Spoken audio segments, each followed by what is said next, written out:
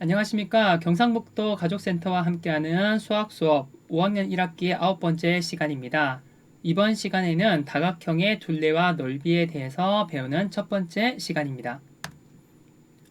먼저 우리는 다양한 다각형에 대해서 둘레에 대해서 배울 거고요. 그 다음에 넓이는 어떻게 구하는지 몇 개의 다각형 넓이를 구하는 방법을 배워보도록 하겠습니다. 자, 먼저 다각형의 둘레를 구해보도록 할게요. 자, 다양한 다각형의 둘레를 구해보세요 라는 문제가 있는데 한 변의 길이가 5cm인 정다각형이라고 합니다. 정다각형이랄 때 이 정자는 자, 같다는 뜻이에요. 모두가 바르다 또는 꼭 모두가 같다란 뜻이거든요. 그러면 여기에 있는 한쪽 면이 5cm면 나머지 면도 5cm다 라는 뜻이에요. 그러면 하나하나 채워볼게요. 정삼각형은 여기 왼쪽에 있는 게 각이 3개입니다. 정삼각형은 한 변의 길이가 5cm고요. 자, 변의 수가 모두 몇 개냐면 삼각형은 변의 수가 3개가 있죠. 자, 그러면 둘레는 자, 5cm가 3개가 있으니까 둘레는 15cm가 되고요. 정사각형 볼게요. 정사각형도 역시 한 변의 길이가 얼마가 되나요? 한 변의 길이가 5cm가 됩니다. 자, 변의 수는 사각형이니까 변이 모두 4개가 되죠. 그러면 둘레는 자, 5cm가 4개가 있으니까 20cm가 됩니다. 오각형도 한 변의 길이는 5cm, 변의 수는 5개. 둘레는 그래서 5 곱하기 5에서 25cm가 되겠죠. 그렇다는 것은 정다각형의 둘레는 자, 한 변의 길이만 알고요. 한 변의 길이 곱하기 무엇의 수를 알면 될까요? 그렇죠. 변의 수만 알면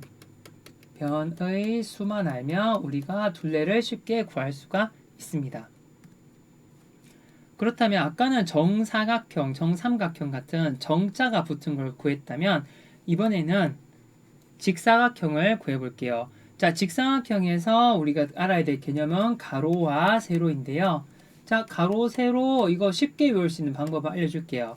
어떤 친구는 자, 이 두 가지 중에 가로, 세로를 구별을 잘 못하는 친구가 있었는데 자, 선생님은 학교에서 반 아이들이 여러 가지 쉬운 방법을 알려주거든요. 어떻게 하면 외울 수 있을지 그 쉬운 방법을 이야기하다가 어떤 친구가 이런 방법을 알려줬어요.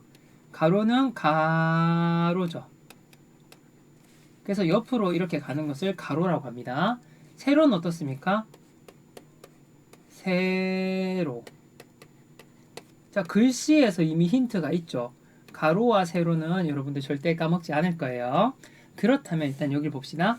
직사각형의 둘레에서 자, 2변밖에 길이가 안 나와 있는데 직사각형은 여기 반대쪽 길이 얼마일까요? 똑같죠. 마주보고 있는 부분과 길이가 같다는 것을 우리가 알고 있다면 자, 둘레의 길이는 3 더하기 5 더하기 3 더하기 5 해서 이것의 둘레의 길이는 16인 걸 알 수 있고요. 자, 그 다음에 이렇게 해볼게요. 자, 여기서 마주보고 있는 것은 4m고 마주보고 있는 것은 6m죠. 그럼 이렇게 덧셈을 할 수도 있을 겁니다. 4 더하기 4, 6 더하기 6 이렇게 구할 수도 있겠죠. 모두 더하면 20m라는 것을 알 수가 있습니다. 자, 그러면 직사각형의 둘레를 구하는 방법을 가로와 세로를 사용하여 식으로 나타내 보세요 했어요. 자, 가로를 볼게요. 가로 6m가 2개 있고 세로 4m가 2개 있죠. 그러면 직사각형의 둘레는 가로 곱하기 2 한 다음 더하기 세로 곱하기 2를 한 다음에 합을 구해도 되고요. 그 다음에 또 다른 방법이 있습니다. 자, 여기 두 면만 볼게요. 3에서 5를 더했어요. 3에서 5를 더하면 얼마가 되나요? 8cm가 되죠. 근데 남은 두 변을 볼게요. 남은 두 변을 봤더니 역시나 5 더하기 3에서 8cm가 되죠. 만약에 가로와 세로의 길이를 구할 수만 있다면, 알고 있다면 가로, 세로를 더한 다음에 곱하기 2를 해줘도 둘레가 나온다는 겁니다. 자, 이것은 여러분들이 공식으로 암기하는 것이 아니에요. 공식으로 하는 것이 아니라 여러분들이 보고 가로 길이만 알면 가로 곱하기 세로 곱하기 2 해서 더해도 되고요. 그것도 나는 헷갈릴 것 같아 하는 친구들은 그냥 다 더해도 됩니다. 어떤 방법이든 상관이 없어요. 알겠죠? 그래서 이런 것들은 공식을 외우려고 여러분들이 접근하시기보다는 그냥 그림을 보고 아 이거네 이거 다 더하면 되겠네 이렇게 접근을 하셔도 됩니다. 평행사변형을 볼게요. 평행사변형도 서로 마주보고 있는 길이가 같기 때문에 역시나 이것을 응용을 해서 구할 수도 있고요. 자 여기도 2m고 반대편도 5m라는 것을 안다면 쉽게 구할 수 있겠죠. 자 여러분들 마름모가 뭘까요? 마름모. 자 사각형은 사각형인데 네 변의 길이가 같은 사각형을 마름모라고 합니다. 그럼 네 변의 길이가 같대요. 그러면 한 변만 길이를 알아도 나머지를 구할 수가 있겠죠. 이거는 여러분들이 직접 구해보도록 하세요. 자, 그 다음 1제곱센티미터와 1제곱미터인데 자, 선생님이 이거 읽는 거를 제곱이란 말을 붙였어요. 한번 보도록 합시다. 넓이를 나타낼 때 한 변의 길이가 1cm인 정사각형. 자, 가로가 1cm고요. 세로가 1cm인 정사각형이 이렇게 있대요. 이만큼의 넓이를 우리는 무엇이라고 하냐면 1제곱센티미터라고 해요. 자, 가로에 1cm가 있고 세로에 1cm가 있는데 이것을 합쳐서 1제곱센티미터라고 표시를 합니다. 어떻게 읽냐면 1, 그 다음에 위에 있는 숫자 2 있죠. 이 2를 제곱이라고 읽어요. 자, 그 읽는 순서가 1 제곱 센티미터 이렇게 읽습니다. 읽는 순서는 이렇게 읽고요. 쓸 때는 어떻게 쓰냐면 숫자 1을 쓰고요. C를 적고 M을 적고 그 다음에 위에 숫자로 2를 작게 적습니다. 적는 순서랑 읽는 순서가 조금 다릅니다. 다시 한번 써볼게요. 적을 때는 1cm를 적고 위에 숫자 2를 적고요. 자, 적을 때는 이렇게 하고 읽을 때는 어떻게 읽냐면 1제곱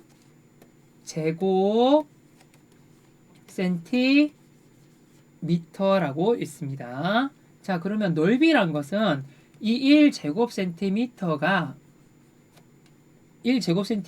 몇 개 들어가 있어요? 라는 뜻이에요.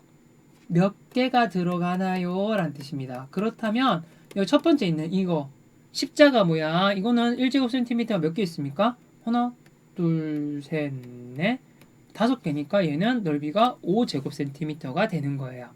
자, 이 오른쪽 것은 1제곱센티미터가 몇 개 들어가 있습니까? 1제곱센티미터가 하나, 둘, 셋, 넷, 5, 6, 6제곱센티미터라는 것을 알 수가 있겠죠. 자, 넓이란 것은 1제곱센티미터라고 하는 이 조그만 네모가 몇 개 들어가는지를 개수를 여러분들이 구하는 거예요. 자, 그러면 아까 1제곱센티미터가 있었는데요. 1제곱센티미터 말고 1제곱미터라고 하는 넓이 단위도 있습니다. 우리 자를 보면 1cm 보이죠? 1cm가 100개가 모이면 이만한 긴 길이가 나오는데 그것을 우리가 1cm가 100개가 모이면 1m라고 해요. 큰 숫자 단위죠.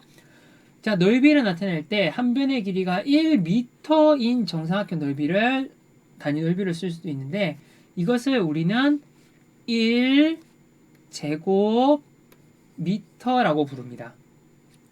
쓸 때는 1을 쓰고요. 미터를 적고 위에 작은 숫자를 씁니다.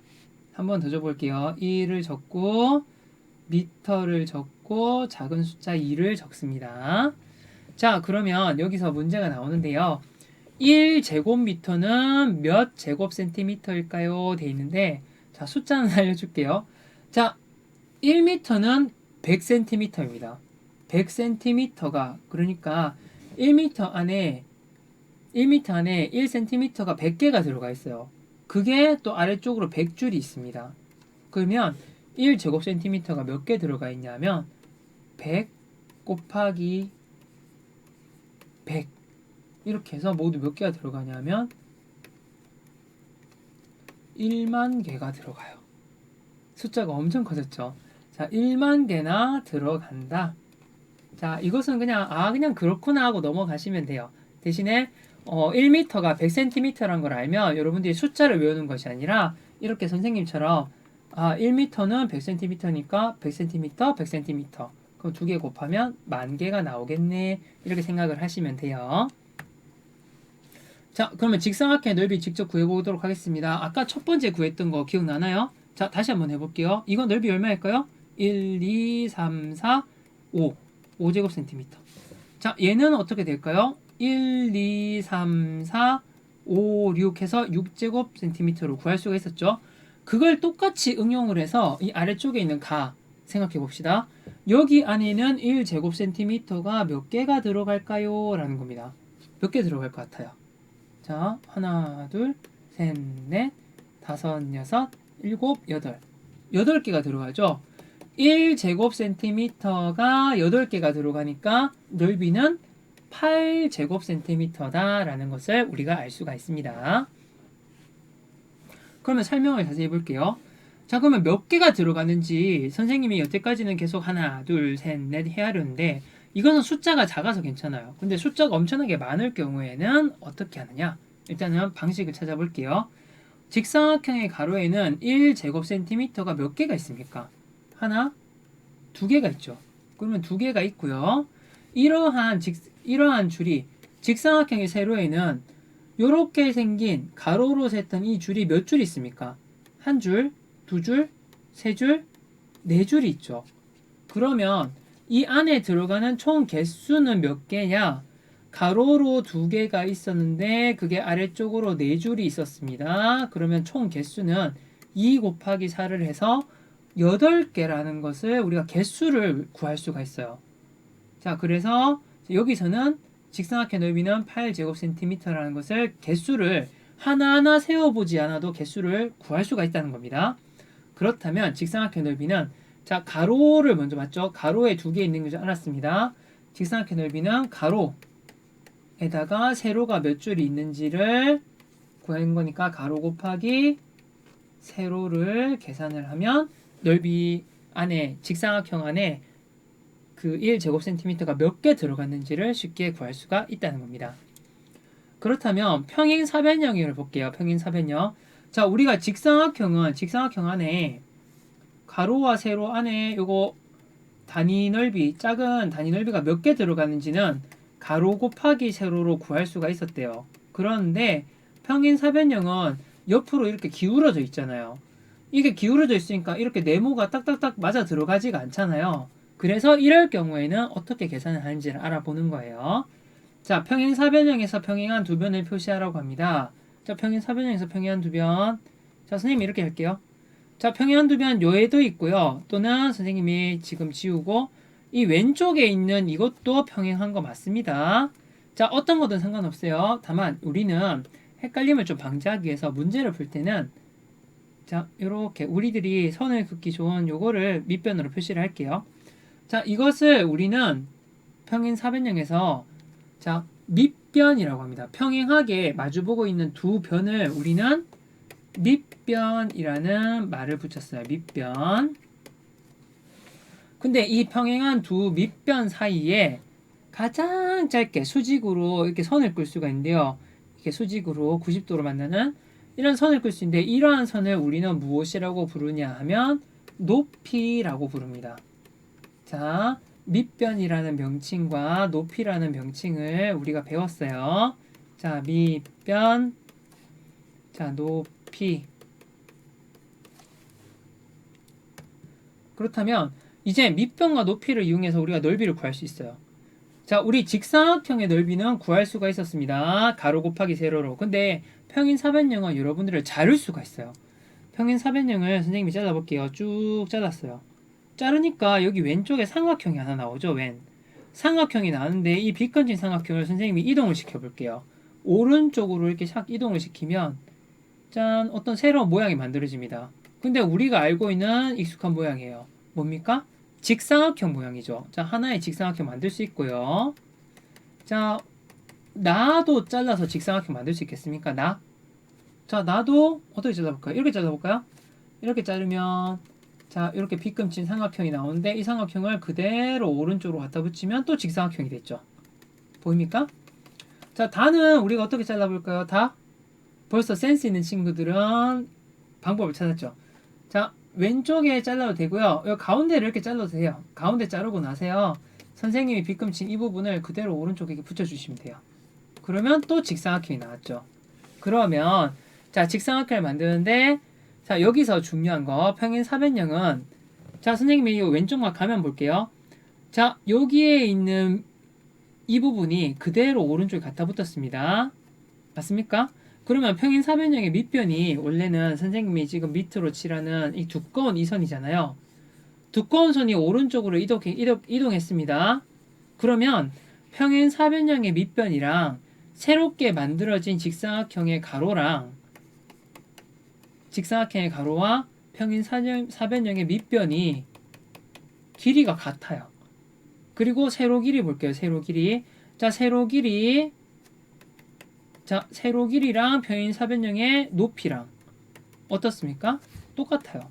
그래서 자, 직사각형에서 우리가 가로 곱하기 세로를 했던 것처럼 평행 사변형에서는 밑변 곱하기 높이가 결국 직사각형의 가로 곱하기 세로와 길이가 똑같기 때문에 사실은 그대로 써도 되는 거예요.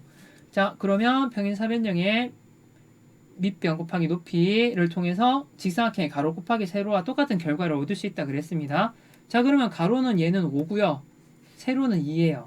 그러면 평행 사변형 가 같은 경우에는 5 곱하기 2를 해서 10개가 들어간다는 거 알았습니다. 그러면 10제곱 센티미터라는 걸 구할 수 있고요. 나는 볼게요. 나는 밑변이 4고요. 높이가 2입니다. 그러면 나 같은 경우에는 4 곱하기 2를 해서 8제곱 센티미터인 걸 알 수가 있고요. 마지막 다를 볼게요. 다는 밑변을 보니까 3이고요. 높이가 4입니다. 자, 3 곱하기 4를 하면 12제곱 센티미터라는 걸 구할 수 있어요. 그래서 평행 사변형의 넓이 구하는 공식은 밑변. 자, 밑변 곱하기 높이인데요. 결국 이 밑변 곱하기 높이는 직사각형의 넓이에서 가로 곱하기 세로와 같은 값이다 라고 생각을 하면 됩니다. 그렇다면 실력 속성 문제를 풀어볼게요. 자, 직사각형과 평행 사변형의 넓이를 구해봅시다 했는데요. 자, 이거 밑변 길이 얼마입니까? 3. 얘도 3. 얘도 밑변의 길이 3. 얘도 밑변의 길이가 3이네요.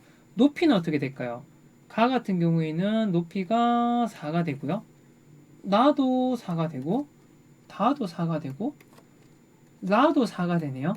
어떻습니까? 자, 여러분들이 직접 밑변 곱하기 높이를 해서 결과를 구해보면 넓이가 모두 12 제곱센티미터라는 걸 알 수가 있겠죠. 이처럼 넓이가 같은 도형이 나올 수도 있습니다. 밑변과 높이가 같다면, 밑변과 높이가 숫자가 같다면 모양이 어떻게 바뀌건 간에 넓이는 똑같다는 겁니다. 안에 들어가는 넓이는 똑같다.